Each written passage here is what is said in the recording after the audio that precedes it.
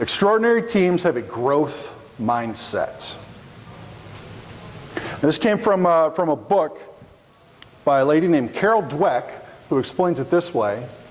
She says, mindset change is not about picking up a few pointers here and there.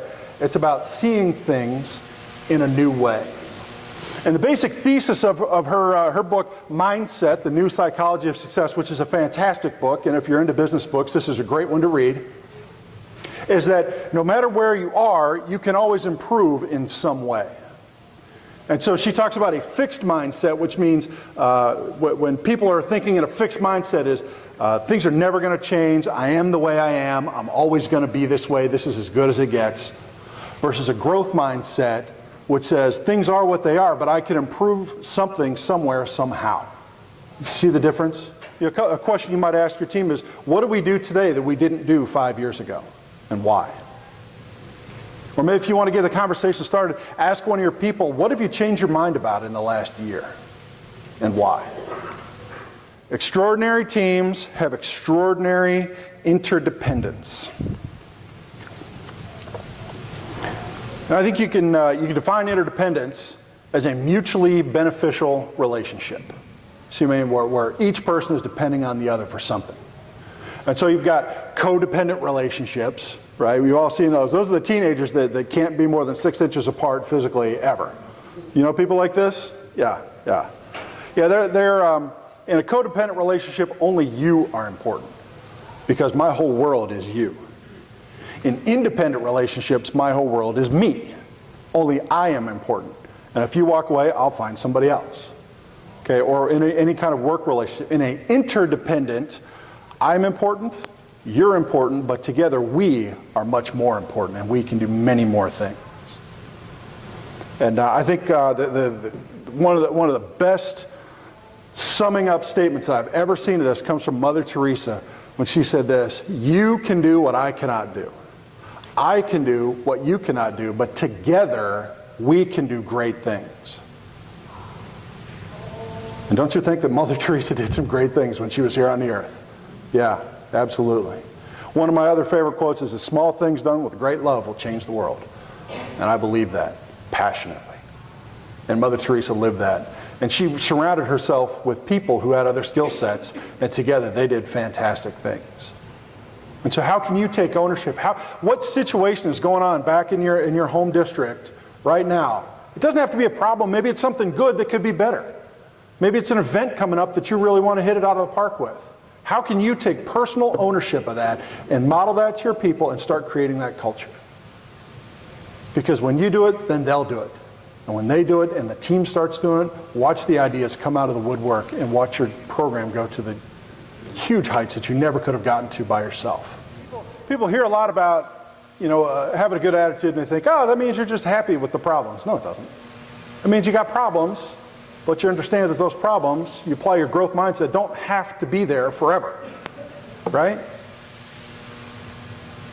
And so having a positive mental attitude is probably the most visible thing to the kids. You've got people showing up, especially the forward-facing staff that you have, the ones that actually serve the meals and spend time with the kids. If they have a bad attitude, the kids pick up on that right away, don't they? And I'm not saying what you do is easy. What you do is very hard. Right? We talked about some of the challenges, some of the administration that you have to fight, and the back office stuff, and budgets, and commodities, and parents, and everything else. Social media, it's hard.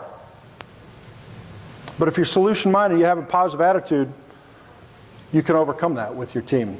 So going back, there was a man called James Stockdale, this guy right here. Some of you might have heard this story. He was a pilot in Vietnam, flying A4s right here. And on September 9th, 1965, he was shot down over North Vietnam. He spent 7.5 years in a POW camp.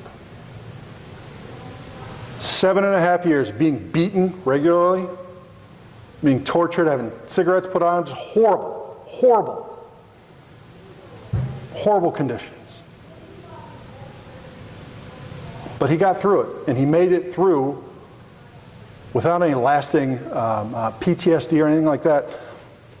And people would ask him later. He was awarded the Medal of Honor for the work that he did. Several times they tried to release him, and he said, "No, not without my men." And he said this later. He said, somebody asked him, how do you get through it? He says, you must retain faith that you will prevail in the end, regardless of the circumstances. And at the same time, you must confront the most brutal facts of your current reality, whatever they might be. And he was awarded the Medal of Honor. And some of y'all have toxic people you work with. There's no other way to describe them, right? That's a brutal reality. But you've got to retain faith that you will prevail. That's a positive mental attitude. It's not ignoring the issues. It's not only looking to the problems, because there's lots of problems. We can all find problems, right? But it's retaining that faith that you will prevail in the end.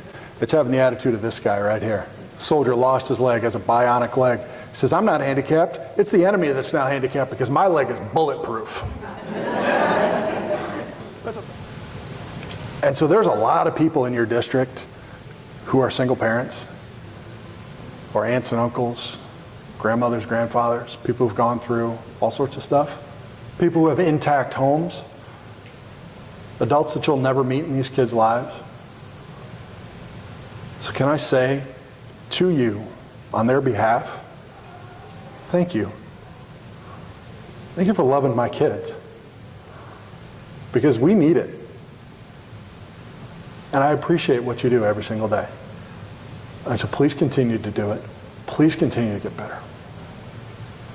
Thanks for your time.